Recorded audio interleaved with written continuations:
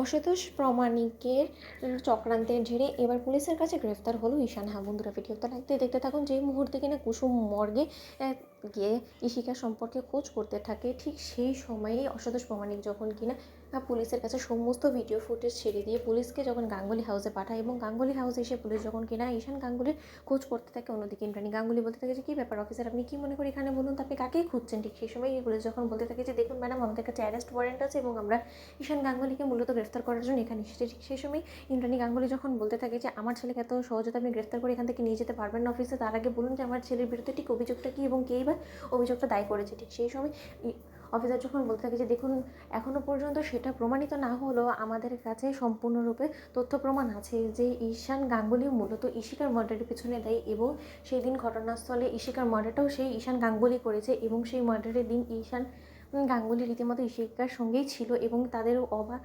মেলামেশার কারণে এবং যখন কিনা ঈশিকা নিজের অধিকার আদায় করার জন্য ঈশানের উপরে চাপ প্রয়োগ করেছে, সেই চাপ থেকে রীতিমতো নিজেকে বাঁচানোর জন্য ঈশান গাঙ্গুলি ওকে হত্যা করেছে। এটাই হলো কি মূলত আপনার ছেলের এগেনস্টে ম্যাডাম অভিযোগ। এবার আপনি কী করবেন মূলত, আপনি আপনার প্রভাব খাটিয়ে কোনো মতেই কিন্তু এই বিষয়টাকে ধামাচাপা দিতে পারবেন না ম্যাডাম, আমি আগেই বলে দিচ্ছি। অন্যদিকে ইন্দ্রাণী গাঙ্গুলি যখন বলতে থাকে যে অন্যায়ের সঙ্গে আমি কখনো আপোষ করিনি এবং করবো না এবং কোনো দিনও আমাকে আপনি দেখবেন না যে আমি কোনো অন্যায়কে প্রশ্রয় দিয়েছি। তাহলে আপনি এটা ভাবলেন কী করে যে আমার ছেলে যদি এরকম একটা কাজের সঙ্গে নিজেকে জড়িয়ে থাকে তাহলে আমি ওকে ক্ষমা করে দেবো। কিন্তু অফিসার, আমার মনে হচ্ছে যে আপনি রীতিমতো অন্য কারো কথার প্রভাবে পড়ে এখানে চলে এসেছেন, কারণ আমার কাছে সেই ইনফরমেশনটা আছে যে আপনার কাছে সমস্ত ভুয়া ভিডিওগুলো তুলে দেওয়া হয়েছে আমাদের এগেনস্টে চক্রান্ত করার জন্য এবং এই সমস্ত কিছু করেছে ওই অসন্তোষ প্রামাণিক। তাই তো অন্যদিকে অফিসার যখন বলতে থাকে যে ম্যাডাম, যাই হয়ে যাক না কেন, আমরা ঈশিকা রীতিমতো লাস্ট কল যার সঙ্গে কথা হয়েছিল সেটাও ট্র্যাক করেছি এবং সেটাও কিন্তু সোজাসুজি আপনার ছেলের দিকে ইঙ্গিত করছে। তাহলে আপনি কী করে আপনার ছেলের দোষগুলো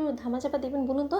দেখুন ম্যাডাম, আমাদের সময় লস না করে যত শীঘ্র সম্ভব ঈশান গাঙ্গুলিকে ডেকে দিন, নয়তো বা আমরা কিন্তু গোটা বাড়িতে সার্চ করতে বাধ্য হবো। ঠিক সেই সময় আয়ুষ যখন কিনা কুসুমকে ফোন করে এবং কুসুমকে বলতে থাকে কুসুম, তুমি যেখানে থাকো না কেন এক্ষুনি তুমি বাড়িতে চলে আসো, কারণ এখানে ঈশানকে গ্রেফতার করার জন্য পুলিশ চলে এসেছে। অন্যদিকে ঈশানকে যখন কিনা পুলিশ গ্রেফতার করে প্রিজেন্ট ভ্যানে নিয়ে যাবে, ঠিক সেই সময়ই কুসুম সেখানে এসে হাজির এবং বলতে থাকে যে অফিসার, আপনারা কিন্তু রীতিমতো অন্যায় করছেন। একজন বেকাসুর আর মানুষকে আপনারা শাস্তির আওতায় আনার চেষ্টা করছেন শুধুমাত্র কয়েকটা নোংরা মানুষের চক্রান্তের কারণে আমাদের ঈশান সাহেব ফেসে গিয়েছে এবং সেই সমস্ত কিছু সুষ্ঠু তদন্ত না করে আপনারা কোনো মতে ঈশান সাহেবকে গ্রেফতার করতে পারেন না। অন্যদিকে পুলিশ যখন বলতে থাকে যে দেখুন ম্যাডাম, আপনি আমাদেরকে আইন শেখাতে আসবেন না এবং আমরা কি করবো না করবো সেটার জন্য নিশ্চয়ই আমরা আপনাকে কৈফিয়ত দিতে বাধ্য নই এবং আপনি আপনার লিমিটে থাকার চেষ্টা করুন। আপনার যা প্রমাণ করার আপনি সোজাসুজি সেটা কোর্টে গিয়ে প্রমাণ করবেন এবং ঈশিকার মৃত্যুর পেছনে যদি অন্য কেউ দায়ী থাকে আপনি হয় সেটাও প্রমাণ করবেন, কিন্তু এখানে আমার কাজে একদম বাধা দেওয়ার চেষ্টা করবেন না। অন্যদিকে অনুশ্রী যখন বলতে থাকে যে কুসুম, তুমি তো ম্যাজিক জানো, এবার একটু ম্যাজিক করো না তো। বন্ধুরা, লাইক এবং শেয়ার করে সাবস্ক্রাইব করতে ভুলো না।